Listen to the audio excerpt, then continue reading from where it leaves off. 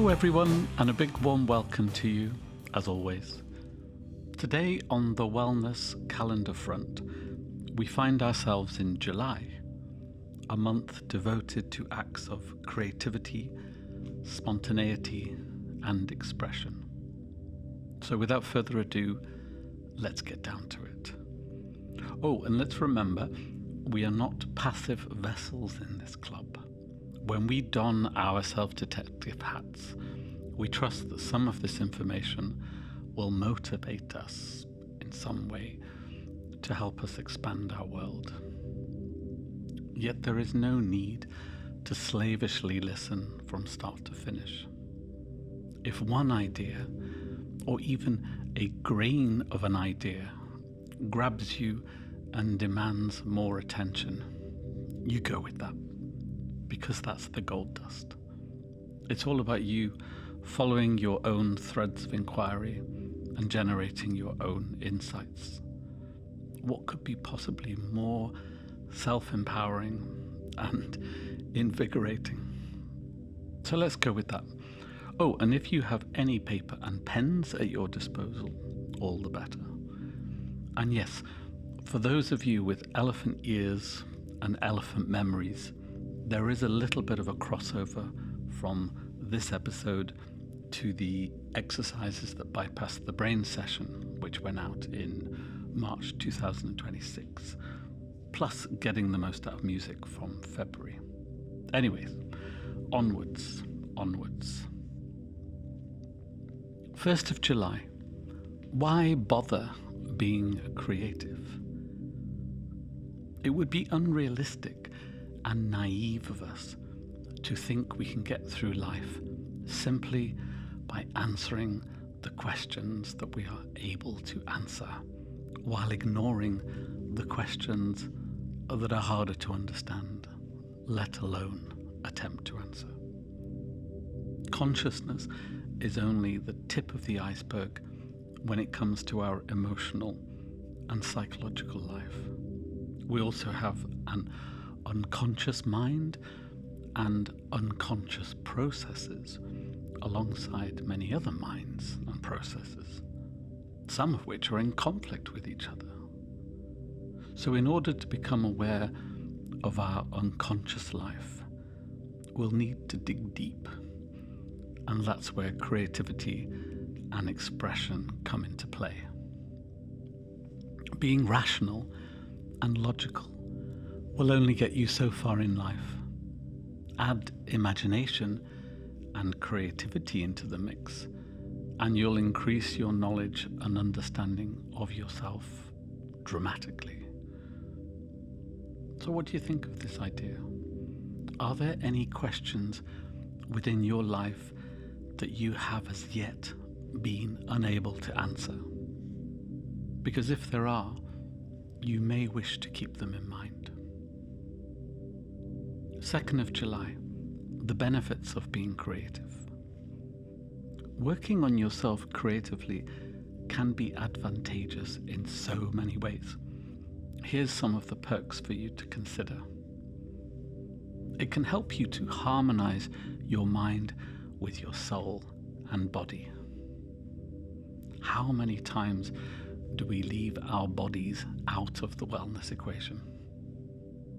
It can help you to discover and express things about yourself that you don't have words for. It can uncover hidden things, bringing unconscious things into our awareness. It can allow you to get more in touch with your emotions and feelings rather than being stuck with your thinking, your overthinking, and your unwanted thinking. There is a high probability of growth and change for those who regularly practice creativity and expression.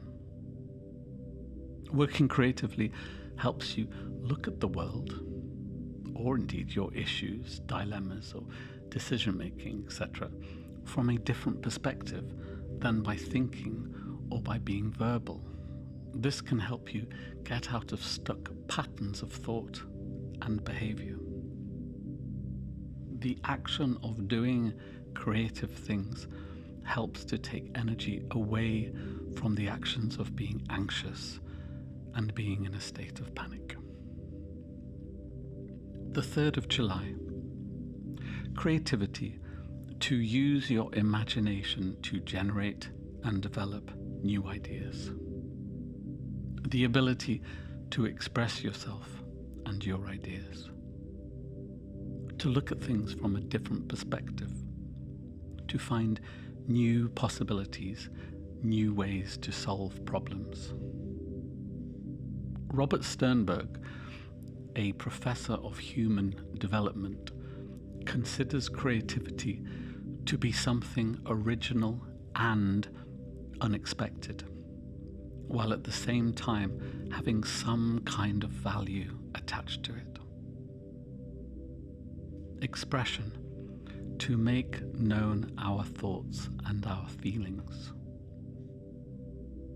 How creative and expressive would you say you are in your day-to-day life? Have you ever wanted to branch out or break free of your rational and logical existence? 4th of July. How might we use the expressive arts as a form of therapy? The following thoughts and observations are adapted from the ideas of Natalie Rogers, a psychotherapist who pioneered expressive art therapy as a way of healing that which is ruptured. Being able to express ourselves is a form of self-healing. It helps you to let go of your distress. We express inner feelings by creating outer forms. By making art forms, you get to construct a channel directly into your internal world of emotions. Expression allows us to gain insights into ourselves. What we create gives us all sorts of messages. When we're able to decode these clues, we're able to make connections with our subconscious and our unconscious. This is how we get to learn the language of our internal world. Expression can help to overcome any hurdles we may face in life. When we are stuck for words or solutions, we can use our imagination to get us moving once more. When our emotions are held captive within our bodies, creativity can dislodge them and bring them to the surface. With expression and creativity, there are endless possibilities of what we can do to improve our wellness. Working creatively and expressively with emotions is easier than the process of thinking about them and talking about them. When we reflect on our experiences, be they emotional, cognitive, spiritual, physical, we're helping to integrate all our parts into one harmonious and healthy being. What do you make of her ideas? The 5th of July, imagination. The capacity to create something new, something that has not existed before. To be resourceful. An active thought made by effort rather than a passive thought. Imagination can be conscious or unconscious, as in dreams. Can be cognitive, emotional, visual, sensational. Imagination can involve reality or fantasy, or a blend of both. In 1911, a paleontologist called Charles Doolittle Walcott discovered a fossil dating back 500 million years. The creature became known as hallucigenia because of its unusual qualities. At first, people thought that it had spines for legs and fed from tubes on its back. Then they decided that they were looking at the fossil the wrong way round, and in fact the spines were on its back to protect it from predators, while it moved with the help of tubular bells. Tubular bells? Tubular legs. Could you create a creature with the strangest features? Can you then work out what the features are for? The weirder and more wonderful, the better. 6th of July, play. An activity where people participate in order to engage in the process rather than the outcome. Play can be structured or unstructured, recreational and/or educational. It can involve simultaneous interactions that could take place on an intrapersonal and interpersonal level, as well as a cultural and environmental level. Play may involve moments of spontaneity, imagination, risk, adventure, communication, fun, concentration, focus, meaning, and purpose, just as it may involve moments that are the opposite of these words. Or, as is more likely to be the case, it may involve a dipping in and out of one of these and so much more. How playful would you say you are, and how playful are those around you? The 7th of July, games and gameplay. What do you think of games? Do you love them? Hate them? Does it depend on the kind of game and the type of players you'll encounter? As ever, let's explore this theme from a wellness perspective. One definition of game is a structured form of play. Another comes from Bernard Suits, a philosopher of gaming. Quote, "The voluntary attempt to overcome unnecessary obstacles," unquote. He believed that playing games was part of the human condition, as well as being a part of living a good life. He saw the idea of having rules within games as a device to hinder any attempt to achieve something, and thereby making the play stimulating and insightful, as it requires the players to become resourceful. Meanwhile, sociologist Roger Caillois saw game playing as needing an element of uncertainty, having a distinct lack of useful productivity, coupled with an ability to enter into an alternative reality. There are publications on games that children play in the streets that have been passed down from one generation to the next as part of a rich folklore tapestry. There are games where adults do not intrude on the players or the playing. One such book, by Iona and Peter Opie, 1969, split these games up into the following categories: chasing, catching, seeking, hunting, racing, dueling, exerting, daring, guessing, acting, and pretending. Here are some of their thoughts and observations. A true game is one that frees the spirit. It allows of no cares but these fictitious ones engendered by the game itself. Children gain the reassurance that comes with repetition and the feeling of fellowship that comes from doing the same as everyone else.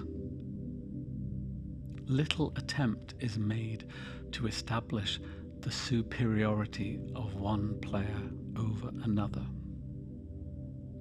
Players can gain knowledge of sensations beyond ordinary experience.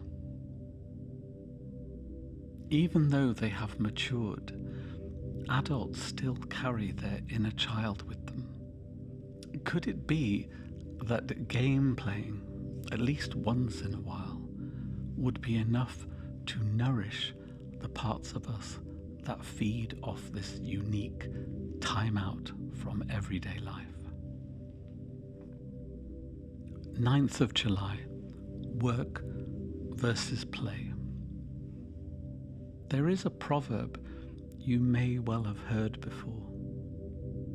All work and no play makes Jack a dull boy. All play and no work makes Jack a mere toy. To save yourself from boredom and being bored, could you give yourself permission to have moments of pure and unadulterated leisure?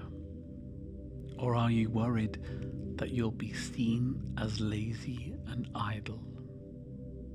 Could there be a balance to strike here between planning and improvisation, between spontaneity and structure, which means that at any time during work or play, you can still get your needs met? Improvisation, doing something on the spur of the moment without preparation or rehearsal, to make the most of what you have available. Spontaneity, something that occurs as a result of an impulse, an urge, an inclination. Being uninhibited, the act of creation through voluntary participation, rather than being told to do something in a certain way. Doing something that isn't required or asked for.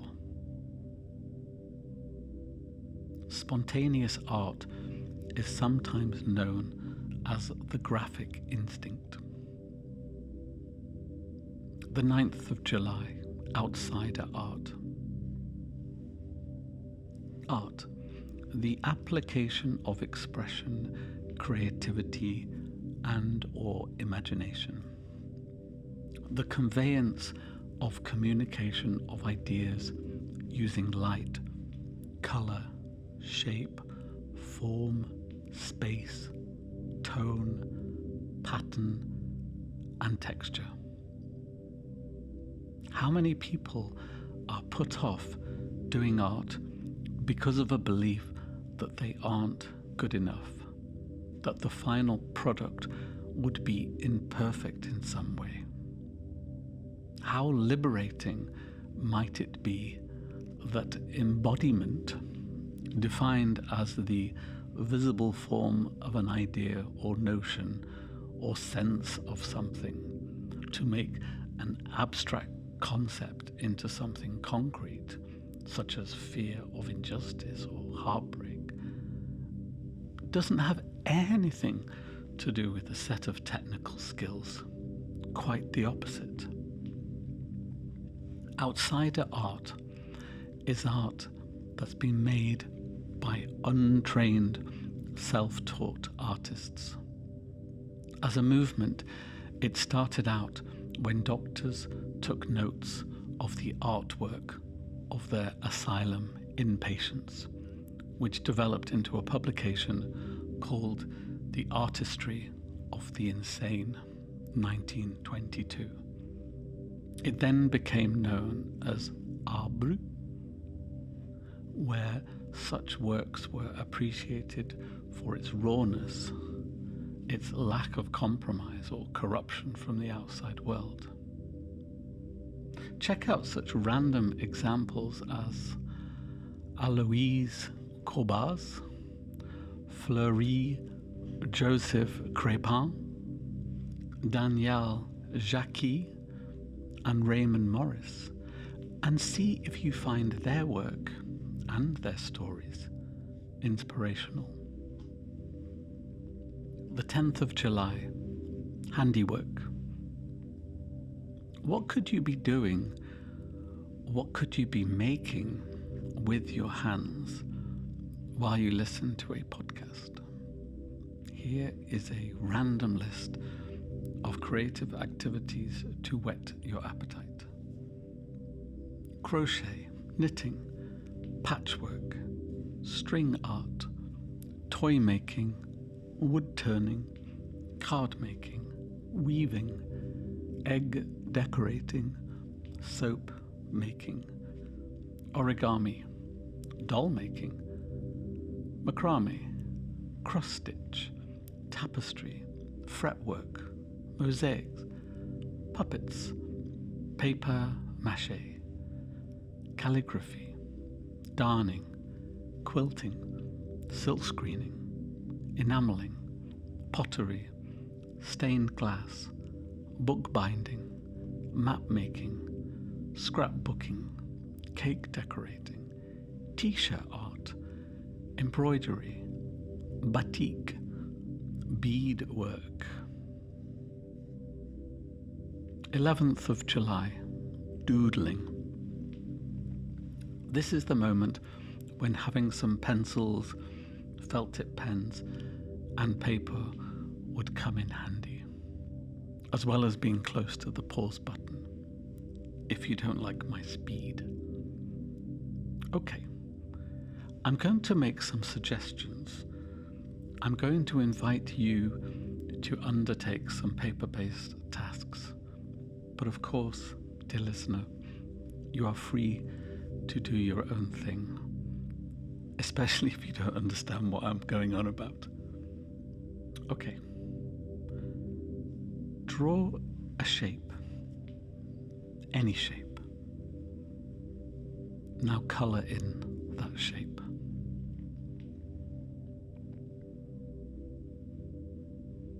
Okay. Next, draw 8 different types of lines. They could be short or long, thick or thin, straight, curvy, wavy. Don't think, just draw them.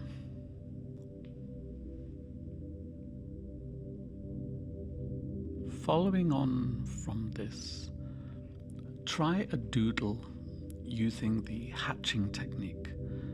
This is where you draw bundles of short lines, say 3, 4, 5 of them at a time, over and over again.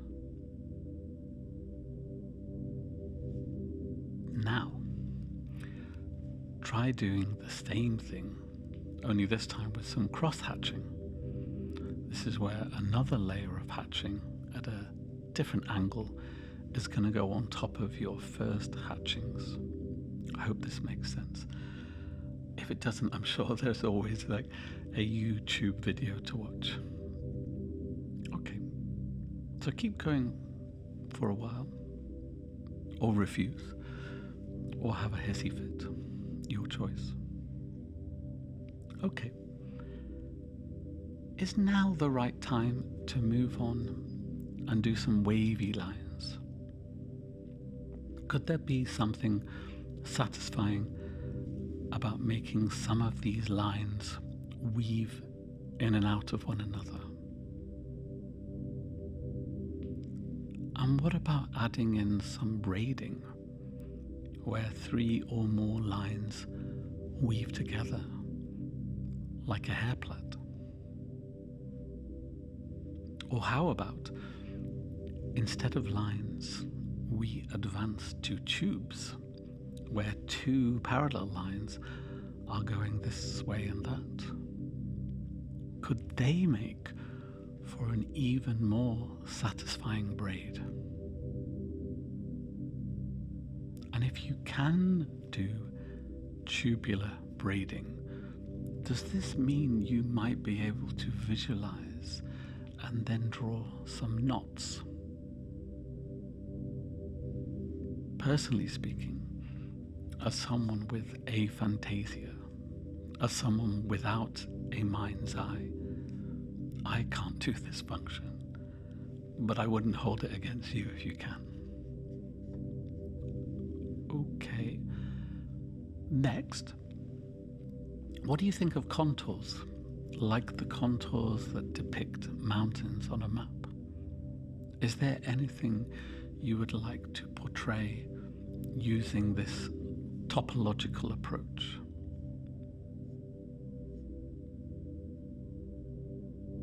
Now, where might blobs take you? You'll never know until you try it. I find drawing amoebas to be quite telling of my own mental state. I never know which protozoa is going to show up until I've drawn it. Okay, the last two notions are longer pieces, so by all means make a start if you wish, and don't expect to complete the task in the short time I am offering you. So, can you divide a new page up with lots of horizontal and vertical lines until you have lots and lots of boxes, which then leave you with the dilemma of what you would like to put inside each of these boxes? Colors, shapes, letters, symbols, images. Alternatively, you may wish to make criss-crossed boxes by drawing the lines diagonally. And finally, can you now spend some time creating a pattern without giving it too much thought? And this pattern could be very basic, could be as complicated as you like. It just needs to be repetitious enough for it to qualify as a pattern.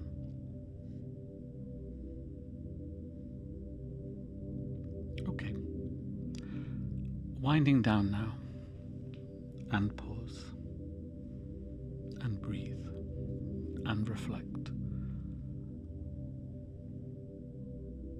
12th of July. Exercises that bypass the brain, part 2. Okay, so here's some more paper activities to get your creative juices flowing.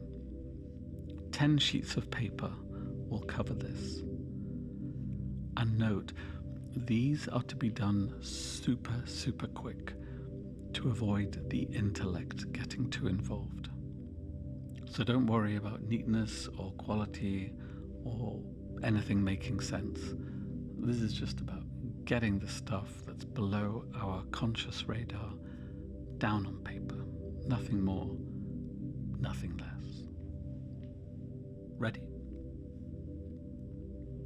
Okay, you're invited to draw 3 things you would like to get rid of.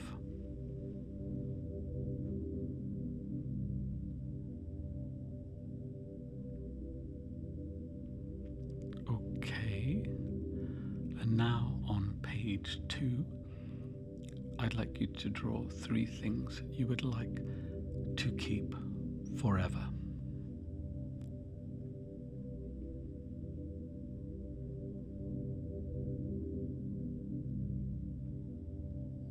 And now to page 3. Imagine you have finally managed to travel somewhere that's important to you. What is the destination on your ticket? Can you write it down or draw it?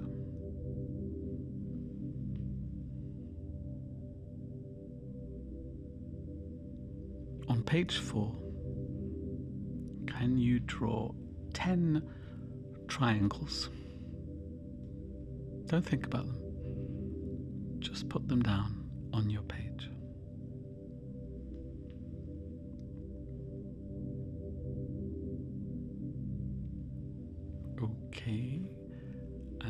to page 5. For this, I'd like you to take a breath, hold the breath, and then let your pen move through the breath, with the breath, alongside the breath, for wherever it needs to go.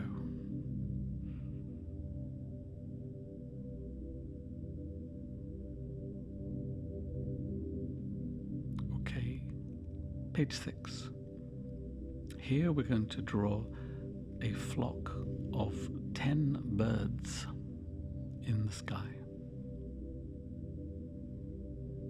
And then once you've drawn these 10 birds, I'd like you to circle the bird that represents you. Okay, page 7.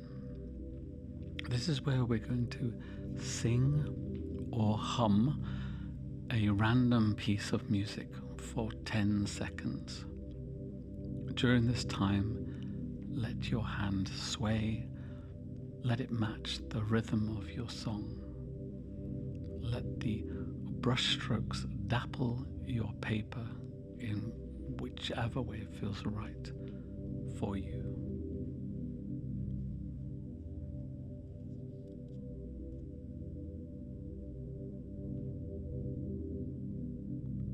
Okay, next sheet, the 8th sheet.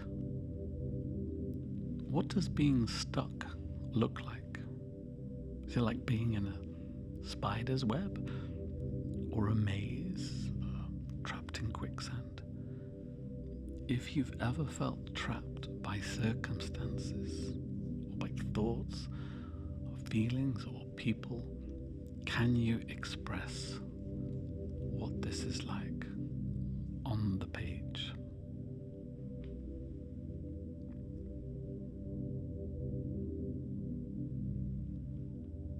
Okay, page 9. If you were a planet, what sort of planet would you be? Let's find out by drawing one. And as you're drawing your planet, you might also want to consider 3 people who are orbiting your planet. 3 people who may be important in your life. What might they look like as a moon, say, or as a satellite, or a space station, or space junk?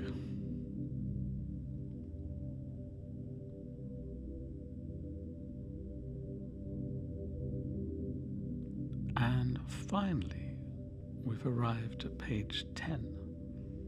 Here I will invite you to draw 5 stick people being industrious in some way.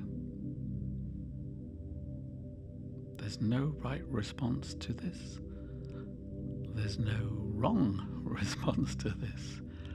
I just want you to come up with some hard working people.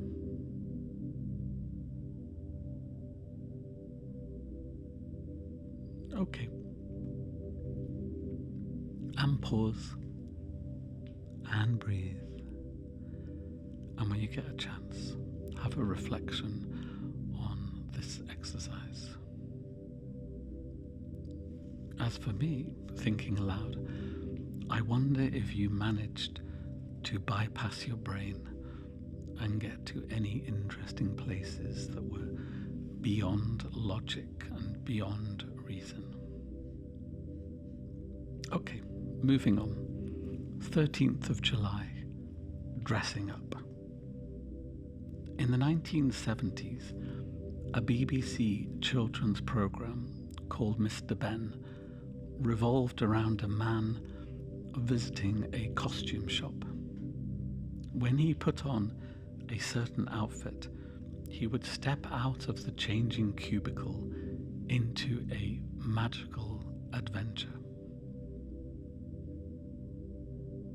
Meanwhile, Over his career, the musician David Bowie would often transform himself from one character to another, from Ziggy Stardust to Aladdin Sane to the Thin White Duke, etc. Without the clothes, the hairstyles, the makeup, there would have been no adventure, no change, no progression. So what might stop us from experimenting with our appearance and having different experiences to the one we have when we are merely looking like our normal selves? What we create by dressing up might have the power to propel us into areas of ourselves that we never knew existed until we let them loose. Dressing up is like therapy. I feel better in myself when I've made an effort. Paloma Faith. 14th of July. Role-playing and psychodrama. Role-playing. To take on the role of someone else or something else, or to exaggerate, amplify one particular aspect of yourself. Sometimes in therapeutic role-play situations, a person can direct others in order to recreate a scene or a situation from their own life, or create a fantasy. In the 1920s, Jacob Moreno developed a therapy known as psychodrama. In terms of wellness, this is an opportunity for a person or persons to heal the parts of them that are causing them distress by playing out aspects of their life in a theatrical capacity. And for this, they'll need some of the following: a stage, a setting, a director, a protagonist, other players acting on behalf of other people, and an audience. Some of the ways that psychodrama can be played out are: 1. Reenacting episodes from people's past or enacting what could be in the future. 2. A platform to express a person's response to certain situations. 3. Using space and movement rather than words to express dynamics within a family or within a grouping of people. 4. Playing the part of someone else and having another player depict you as a role so that you can interact with each other in order to get a different perspective. 5. Have someone else play you so you can watch yourself from a distance. 15th of July. Jacques Lecoq and his 7 levels of tension. This is an exercise that actors sometimes use to warm themselves up. Could it be something that you do to get you into a different space? The first task is to be exhausted. There's no tension at all. You're like a jellyfish. Your limbs are flopping. You're too tired to do anything. How might you act this out? Now, switch to being laid back. You're unbelievably relaxed and chilled. Next up, you're going to perform whatever it is to be normal.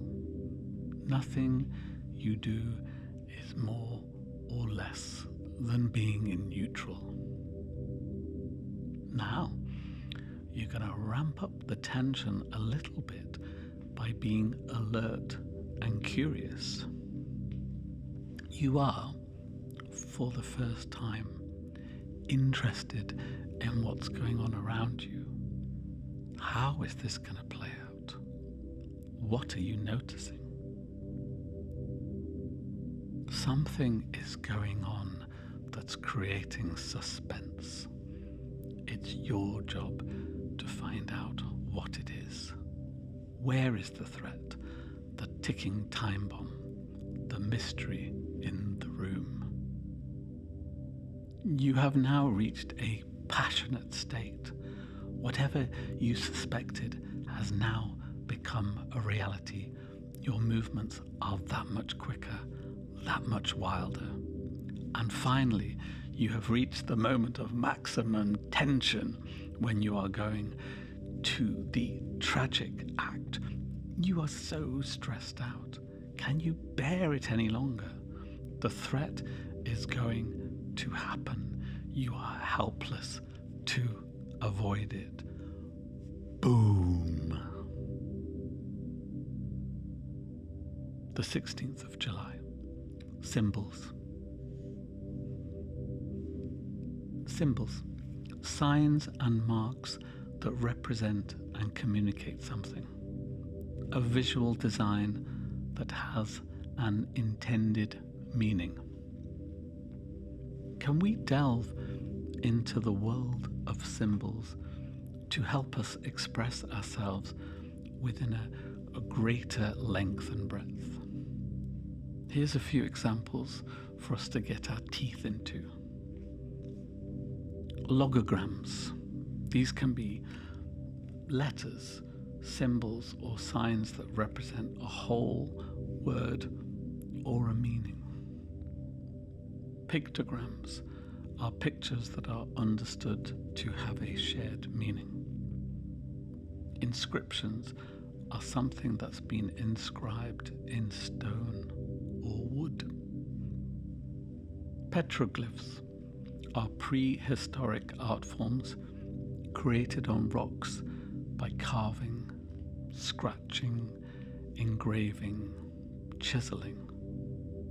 Could you develop your own way of expressing yourself through researching and using existing petroglyphs? Or could you design your own? Hieroglyphs. These stem from Egypt and use pictures and symbols as a means of expression and communication. Meanwhile, a rebus gives us the opportunity to combine any number of images, words, and symbols in order to create something that has meaning and purpose in its own right. It could be a sentence or a message, or it could be a sense of something. It could be used as a puzzle for someone to solve, or it could be a secret code that allows us to express our thoughts and feelings in secret, in a way only we would know and only we would understand.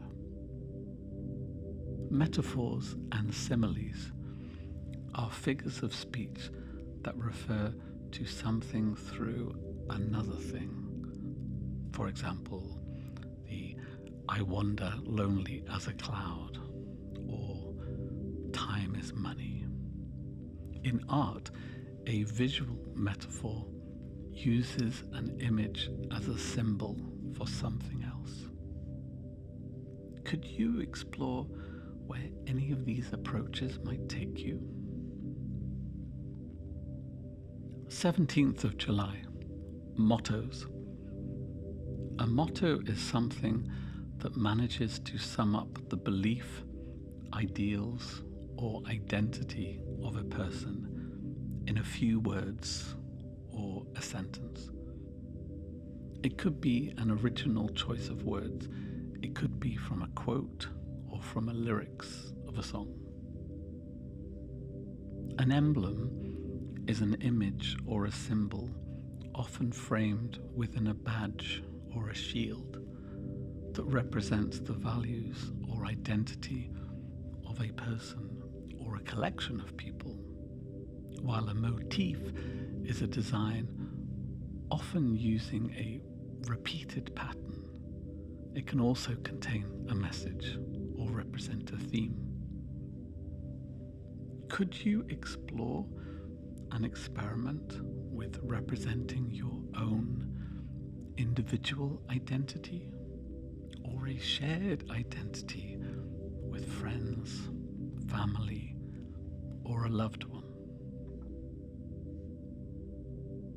18th of July, perception. The ability to become aware of things by using the senses as well as thinking and feeling. How would you rate your ability to perceive things? Would you say you have a good antennae for being able to spot things and not only understand them in some way, but also potentially give them meaning and purpose within your life? And when it comes to your art and other people's art, are you able to explore and discover your own unique relationship with what's in front of you? There's a school of thought that values each person's own unique truth and the experiences they have in their own world. It's called phenomenology. Maurice Merleau-Ponty, a French philosopher, was keen to explore the continual conversation that exists between a person's own body and the outside world as they perceive it. He noted that sometimes this relationship was passive and sometimes active. It's through this ongoing dialogue that we get a lived experience, a, quote, familiar place of our life, end quote. How we express this constant negotiation of our reality is where art comes in beautifully. Art helps us to define our relationship with the world time and time again as we change and as the world changes around us. What do you make of this idea?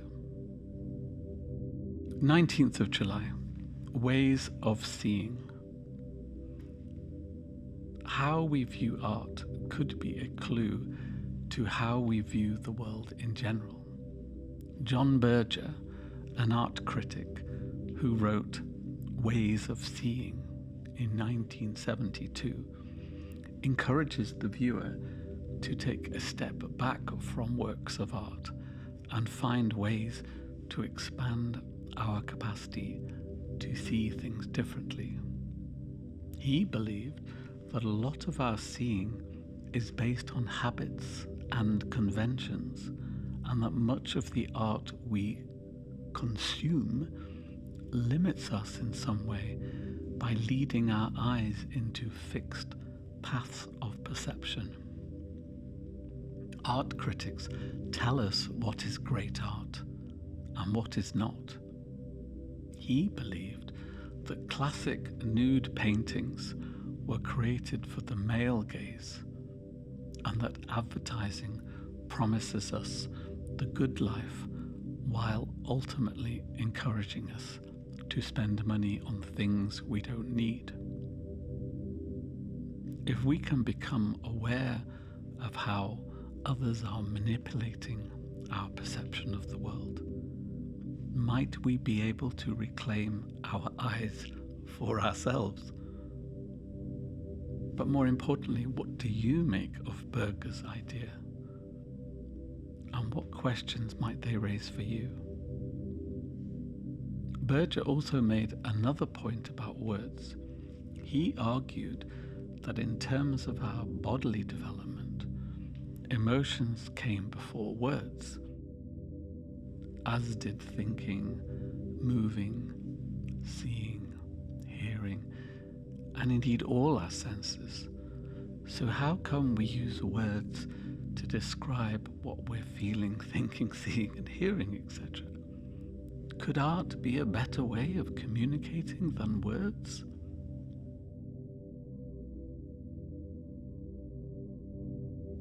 The 20th of July, my art collection.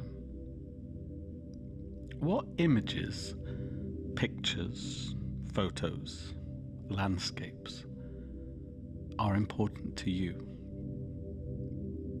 And do you have access to them? Can you think of a piece of art in its widest form that would best represent the following things? Beauty, grotesqueness, truth, genius, civilization, humanity, misery, light, dark, tenderness. The 21st of July. Quotes. What do you make of these? It is only in playing that the individual uses their whole personality in creative activity, and it is only in creative activity that they discover their self. Donald Winnicott.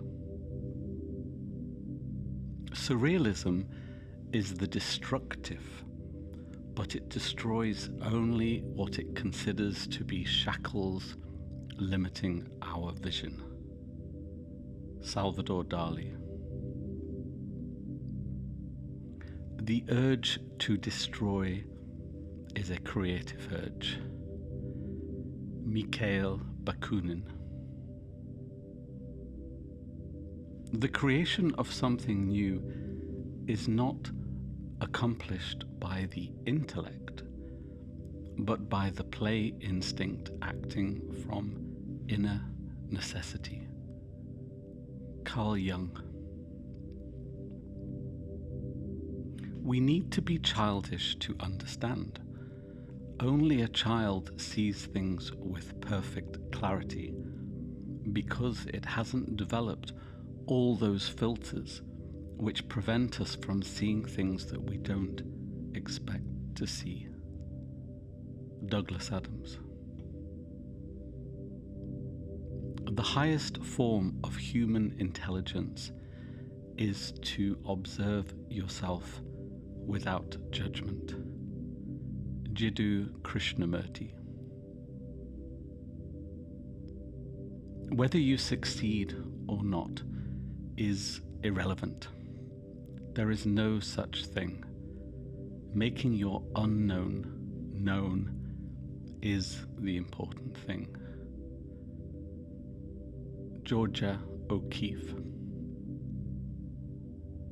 Truth is a matter of the imagination. Ursula Le Guin. Do you have any of your own quotes around creativity and expression that really managed to nail it for you? The 22nd of July. Using words to express who you are.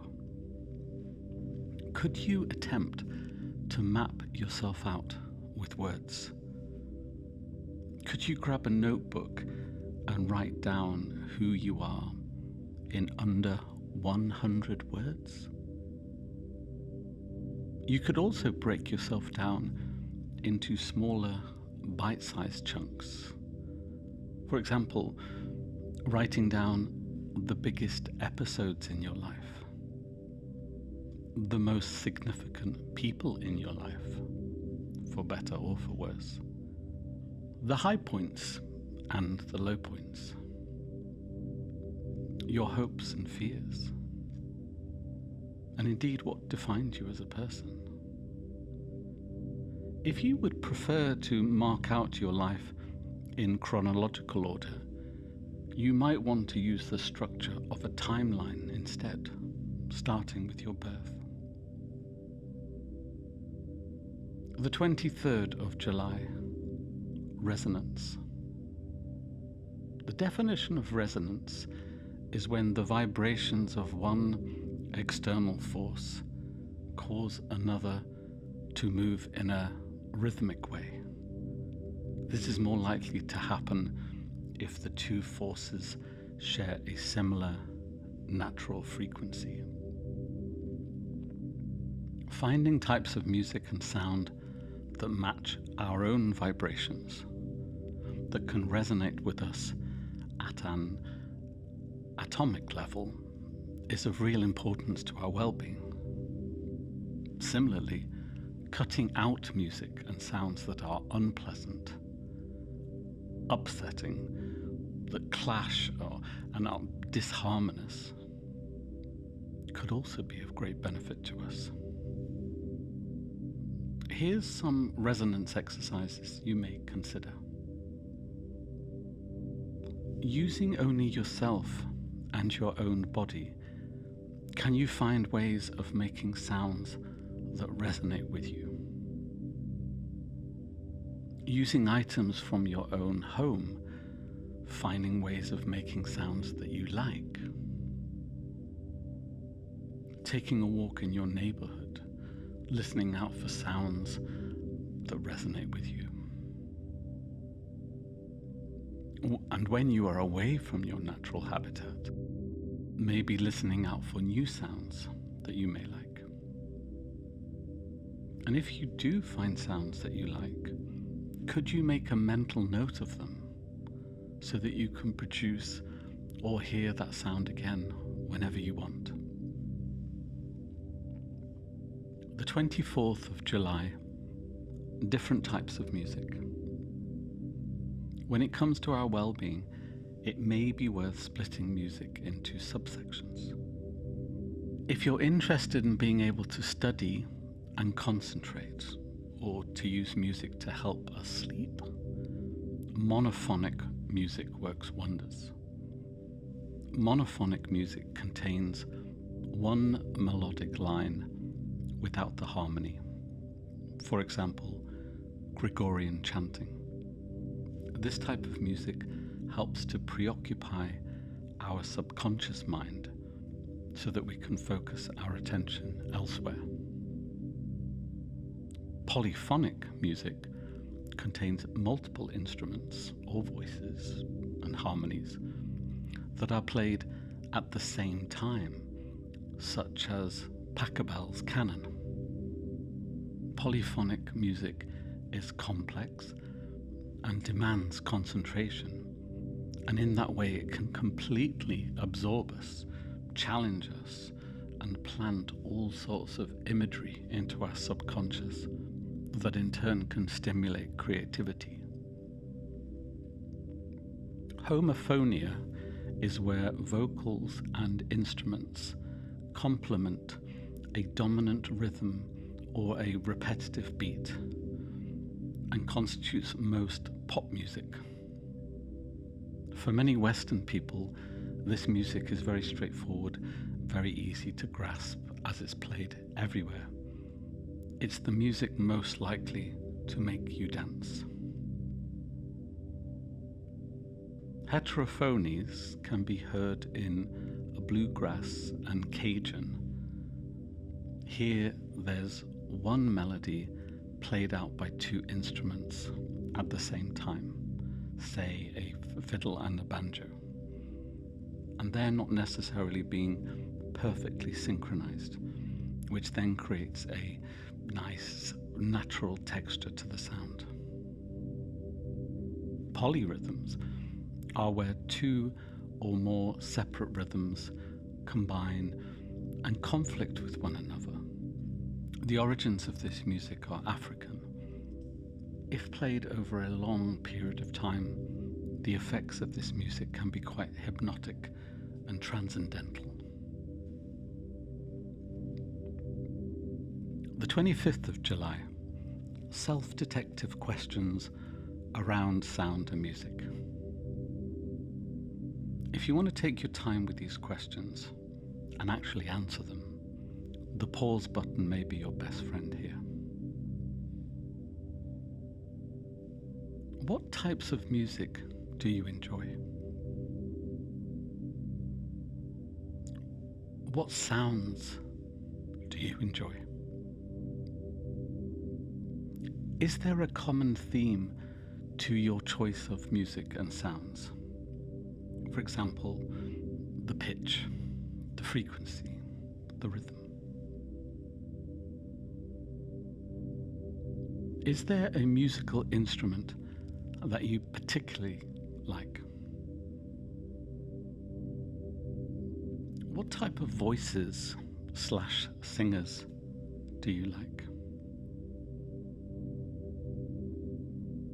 Now then, what music do you not enjoy? What sounds do you not enjoy? Is there a common theme to your dislike of certain music and certain sounds? Is there a musical instrument that you dislike the sound of most of all? And what type of singers / voices do you most dislike in general? What environment do you thrive in? Silence? Low levels of sound? High levels of sound? How aware are you of everyday sounds? Like, which sounds are you most aware of than others? And are you likely to notice pleasant sounds or irritating sounds? Okay. The 26th of July, stories using feet, hands, and bodies. What if hands could tell stories? What stories would yours tell? People don't get to see the soles of your feet very often, and this is where hidden stories can be told. Do you have a secret soul story? And what other parts of the body can tell a story? Or might all of your body want to tell one or more story at the same time? The 27th of July, random story Kickstarters. Negative capacity is the ability of a person in the throes of being creative and expressive to go to dark places that are uncertain and uncomfortable, mysterious and doubtful. Places that are outside and beyond their own rationality and understanding. The term was coined by the Romantic poet John Keats. My question to you, dear listener, is this: how dark do you want to go? Green and Brock's narrative transportation theory is the ability to enter the world of a story by being engaged and empathetic towards the characters and the plot. This is the act of losing yourself in the story through being utterly engrossed in it. And my question to you here is, How far are you willing to travel? Myths, legends, and folklore. Collections of stories that have been passed down through the ages to help bond communities together with a blend of historic and fantastical characters, events, and feats. And my question to you is, how might you use what already exists, story-wise, as the backbone for your own imagination to thrive? 28th of July. Mini art projects. Here are some little art projects for you to consider for the future. Jacob's ladder goes all the way up to heaven. Jack's beanstalk goes to the land of giants. Captain Nemo's Nautilus goes 20,000 leagues under the sea. Will and Lyra use a subtle knife to carve their way through different worlds. Where might you go if you have a chance? How might you get there? And what is your motivation for going there?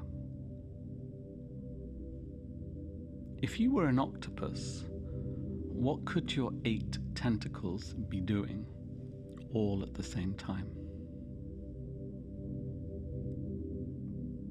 Using one brick or one stone at a time, draw a building of some kind, something that only becomes apparent towards the end of the build.